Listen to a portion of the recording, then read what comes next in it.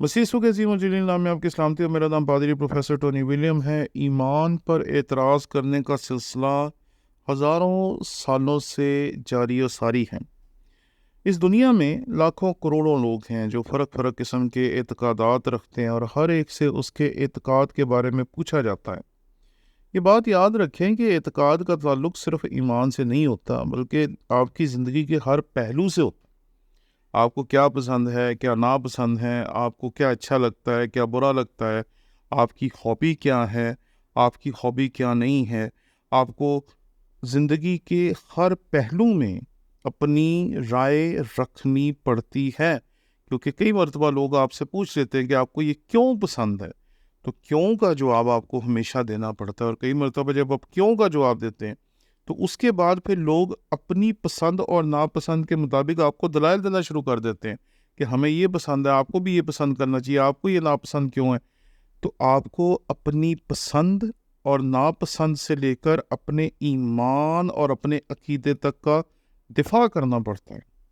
جب ہم یوٹیوب پر دیکھتے ہیں تو یہاں پر ایک بہت خوبصورت مسلمان عالم ہیں جن کا نام انجینئر محمد علی مرزا ہیں، اور ان کا جو یوٹیوب کے اوپر چینل ہے اس میں ان کا نام انجینئر محمد علی مرزا آفیشیل چینل ہے۔ اس کے اوپر ایک ویڈیو میں نے آج دیکھی جس میں حضرت عیسیٰ ابن مریم، Jesus the messiah and the spirit of God, engineer Muhammad Ali, جب اس ویڈیو کو میں دیکھ رہا تھا تو اس میں یہ جا کر ایک مقام پر کچھ ایسے الفاظ استعمال کرتے ہیں جس میں یہ کہتے ہیں کہ حضرت عیسیٰ اور مقدسہ مریم جو ہیں یہ دونوں انسان ہیں، یہ خدا ہو نہیں سکتے، کیونکہ ان دونوں کو حاجت ہوتی ہے اور حاجت روا کرنی پڑتی ہے، اور جس کو بھی حاجت ہو وہ خالق نہیں ہو سکتا، یعنی کہ وہ خدا نہیں ہو سکتا۔ میں نے جب ان کی ایک بات سنی تو ایک جگہ پہ انہوں نے یہ دعویٰ کیا کہ میں نے قیامت تک کا وقت دے دیا اور اس کا کوئی جواب مسیحیوں کے پاس ہے ہی نہیں۔ تو میں ایک اپنے بزرگ عالم کو پڑھ رہا تھا جن کا نام علامہ پال ارنسٹ ہے۔ کیتھولک چرچ میں خدا نے پاک و ہند میں بھی بہت بڑے بڑے عالم پیدا کیے ہیں، اور ان علماء میں سے ایک شخص جو ہیں اس کا نام علامہ پال ارنسٹ ہے۔ علامہ پال ارنسٹ کی ایک کتاب ہے حقیقت المسیح۔ اگر آپ حقیقت المسیح کا مطالعہ کریں تو انہوں نے آج سے بہت سال پہلے جب ان کی یہ کتاب چھاپی گئی تو انہوں نے اپنی اس کتاب میں اس اعتراض کا جواب جو تھا وہ دے دیا تھا۔ تو میں یہ سوچ رہا تھا کہ جو یہ انجینئر محمد علی مرزا صاحب ہیں جو یہ دعویٰ کر رہے تھے کہ میں نے جو اعتراض کر دیا ہے یہ اب قیامت تک آپ کے پاس وقت ہے، آپ اس کا جواب نہیں دے سکتے، تو میں حیران تھا کہ اس کا جواب تو ہمارے بزرگ کئی دہائیاں پہلے دے چکے ہیں۔ تو میں آج آپ کے سامنے اسی اعتراض کا جواب دینا چاہتا ہوں اپنے الفاظ میں۔ مسیح، خداوند اور مقدسہ مریم، ان کے بارے میں پہلے اپنے ایمان کو جاننا بہت ضروری ہے۔ مقدسہ مریم کو ہم صرف انسان مانتے ہیں، ہم انہیں الہی ذات یا خدا نہیں مانتے، ہم انہیں پاک تثلیث کا اقنوم نہیں مانتے۔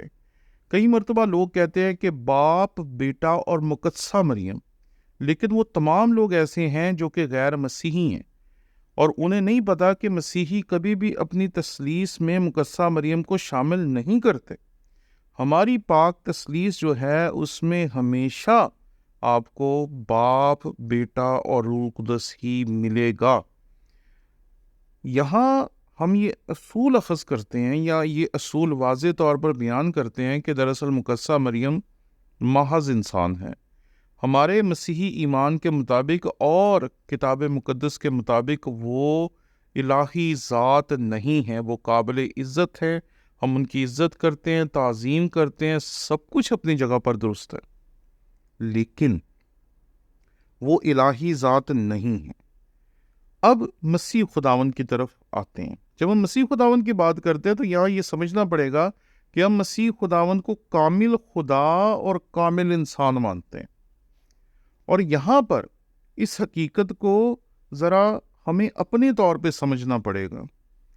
مجھے جتنی بھی حاجتیں لاحق ہوتی ہیں، یا آپ کو انسان ہوتے ہوئے جتنی بھی حاجتیں لاحق ہوتی ہیں، وہ حاجتیں تب شروع ہوتی ہیں جب آپ اس جسم میں جنم لیتے ہیں۔ جب تک کوئی روح جسم میں ہے وہ حاجتوں کو رکھتی ہے، اور اسے حاجتوں کو رفع کرنے کی ضرورت پڑتی ہے۔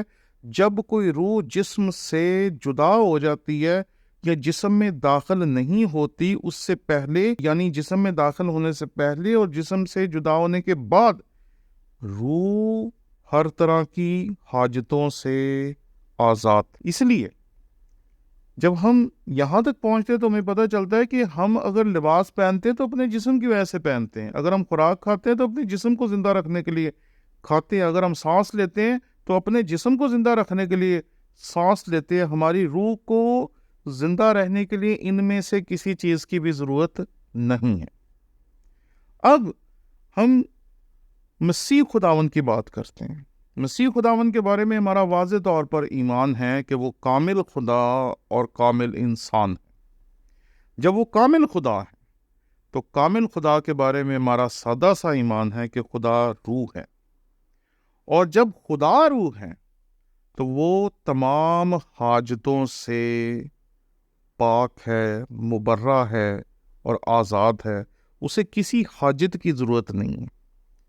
جب ہم مسیح خداوند کی بات کرتے ہیں تو وہ کامل انسان ہے، اور کامل انسان ہوتے ہوئے اسے سانس کی بھی ضرورت ہے، آرام کی بھی ضرورت ہے، خوراک کی بھی ضرورت ہے، لباس کی بھی ضرورت ہے، اور باقی تمام حاجتوں کو بھی رفع کرنے کی ضرورت ہے۔ وہ تمام ضرورتیں جن کا تذکرہ ہم کر چکے ہیں، وہ تمام ضرورتیں جو ہیں ان کا تعلق اس کی الہی ذات یا روح کے ساتھ نہیں ہے، بلکہ جسم کے ساتھ ہے۔ اور جب تک وہ جسم میں تھا تو ان تمام حاجتوں کو وہ رفع کرتا رہا، وہ سوتا بھی رہا، کھاتا بھی رہا، لباس بھی پہنتا۔ لیکن اب جب ہم اپنے جسم سے جدا ہو جاتے ہیں، یا مسیح خداوند جب اس جسم سے جدا ہو گئے، تو اب انہیں ان میں سے کسی حاجت کی بھی ضرورت نہیں ہے۔ اس لیے یہ کہہ دینا کہ مسیح خداوند کو چونکہ حاجتیں تھیں، وہ کھاتے تھے، پیتے تھے، روتے تھے، سانس لیتے تھے، یہ سب کچھ کرتے تھے، اس لیے وہ خدا ہو نہیں سکتے، یہ دعویٰ سرے سے ہی غلط ہے۔ جو الہی ذات ہے وہ ہر طرح کی حاجتوں سے مبرہ ہے، پاک ہے، آزاد ہے، لیکن جو انسانی ذات ہے اسے تمام حاجتوں کو رفع کرنے کی ضرورت ہے۔ اس لیے یہ کہنا کہ مسیح خداوند کو چونکہ حاجتیں رفع کرنی پڑتی تھی اس لیے وہ الہی ذات نہیں ہے، سرے سے ہی غلط ہے۔ شکریہ۔